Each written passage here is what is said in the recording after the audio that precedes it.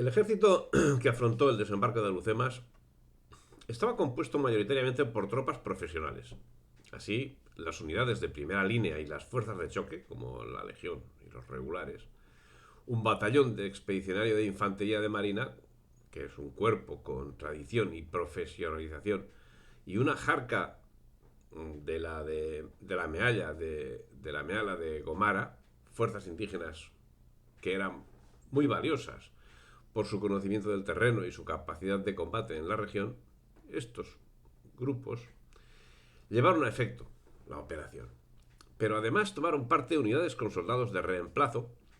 que se encargarían del apoyo necesario para asegurar y expandir la cabeza de playa una vez fue establecida por las fuerzas de choque. La operación no hubiese podido llevarse a efecto sin la intervención de la Marina y de la aviación. Pero vamos a tratar de las unidades terrestres, haciendo especial hincapié en aquellas unidades específicas del protectorado. Así señalaremos la aportación de la infantería de marina, cuya creación precede en siglos a los hechos que nos ocupan y que tuvo su aportación concretada en un batallón de profesionales. Asimismo, artillería, ingenieros, caballería y unidades de apoyo prestaron su servicio con un núcleo importante de personal profesional. Y por supuesto los oficiales, los suboficiales, la legión y los regulares eran todos profesionales. Parece necesario señalar que la presencia militar española en el norte de África no comienza con la conferencia de Berlín. Debemos remontarnos al siglo XV para verificar esa presencia, si bien los antecedentes de la situación del desembarco de Alhucemas podemos encontrarlos a mediados del siglo XIX, cuando Leopoldo O'Donnell, duque de Tetuán, se ganó el título en una acción militar que, como la que fue encomendada a España en 1906, servía a intereses extraños, servía a intereses ajenos, cuando no contrarios, a los intereses de España. Pero ahora el ejército que nos ocupa es el que en 1912 fue denominado Ejército de África, creado como respuesta a la resistencia de las tribus que se enfrentaron con España en la Guerra del Rif. No obstante, ya venía actuando desde 1909, cuando empezaron las rebeliones rifeñas. En esos momentos, las tropas, difícilmente identificables con un ejército, eran de reemplazo y estaban armadas con fusiles alemanes Mauser procedentes de las campañas de Cuba y Filipinas, y en gran parte eran inútiles.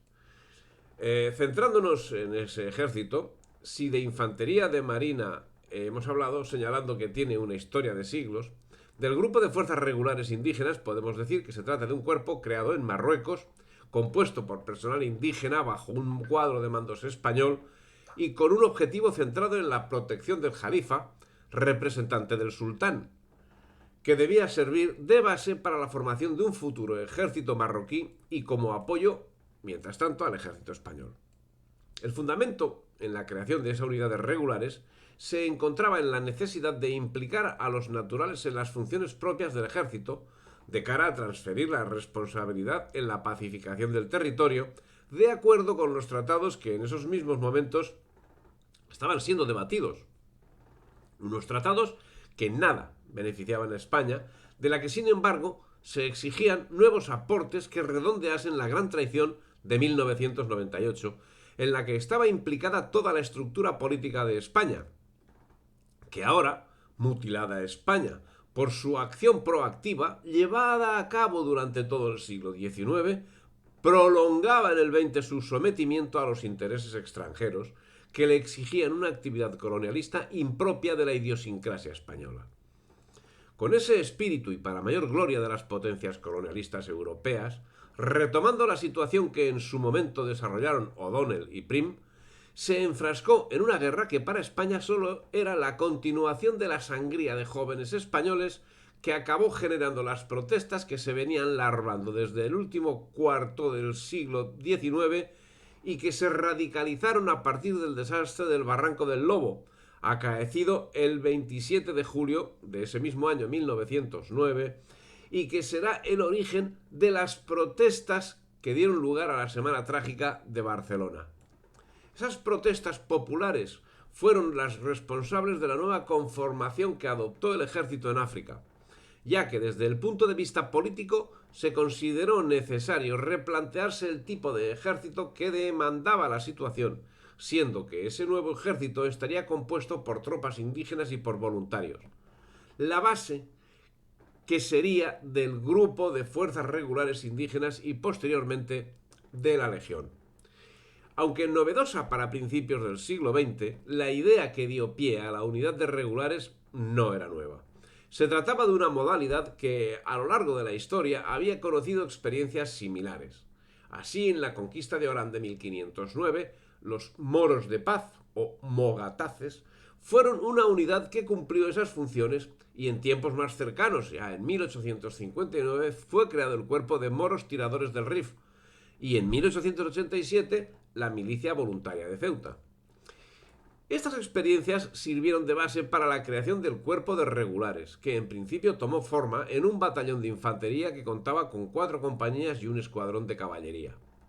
La creación del cuerpo de fuerzas regulares indígenas fue consecuencia de una real orden del rey Alfonso XIII firmada en Madrid el 30 de junio de 1911 que dio lugar a la organización del cuerpo, cuyo responsable fue el teniente coronel Dámaso Berenguer, que lo hizo efectivo en julio de ese mismo año. En esta época menudeaban las batallas en el territorio de la Yebala y en todas ellas las tropas indígenas organizadas en la brigada provisional del teniente coronel Berenguer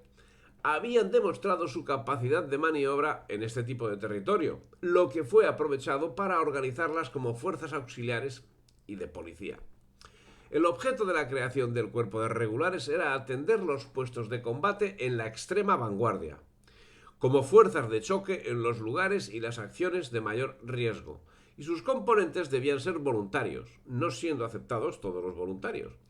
El propio Dámaso Berenguer seleccionó la oficialidad del cuerpo, que debía reunir condiciones especiales entre las que destacaba su comprensión de la idiosincrasia del soldado indígena,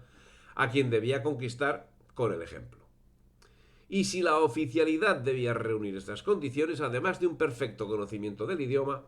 las condiciones de la tropa exigían que al menos el 50% de los suboficiales y el 80% de la tropa fuesen naturales de Marruecos, siendo que formaron muchos exiliados argelinos y un contrato que garantizaba su permanencia durante 3 años, contrato que podría prorrogarse de forma indefinida y que podía ser denunciado por cualquiera de las partes.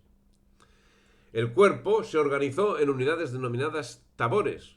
compuestos por 600 hombres distribuidos en 3 compañías de infantería y una de caballería, y desde su creación las unidades participaron en todas las campañas que tuvieron lugar entre 1911 y 1927. Su bautismo de fuego tendría efecto el 18 de enero de 1912 en la toma del monte Arruit, venciendo a la Cábila de los Beni Buyahi, principio de una actuación jalonada de éxitos con la que forjaron un gran prestigio. La irrupción del grupo de fuerzas regulares indígenas dejó su marca desde el primer momento, dando muestras de heroísmo sin límite. Como consecuencia, no tardarían en obtener los máximos reconocimientos por acciones como la llevada a cabo el 12 de mayo de 1912 durante la campaña del Kert, en la que aniquilaron la carismática facción del rebelde Sidi Mohamed el Micián, que era jefe de la Jarca rifeña. Consecuencia de esta acción fue la concesión de la primera cruz de la Real y Militar Orden de San Fernando al teniente de caballería don Jaime Samaniego y Martínez Fortún, que por su actuación en la toma del poblado de Adu Alal-Ukadur. En 1913, en la zona de la Yébala, volvió a destacar la acción del cuerpo de regulares por el auxilio que prestaron al general Primo de Rivera y en hazañas como la que desarrollaron a la bayoneta en las lomas de Laucien, que les reportó incorporar la bayoneta al emblema del cuerpo. La exitosa evolución del cuerpo de regulares comportó la Real Orden de 31 de julio de 1914, que ampliaba a 4 los grupos de fuerzas regulares indígenas asignados a Melilla, Ceuta y Larache, y completados con el primer tabor que desde 1711 estaba asentado en Tetuán.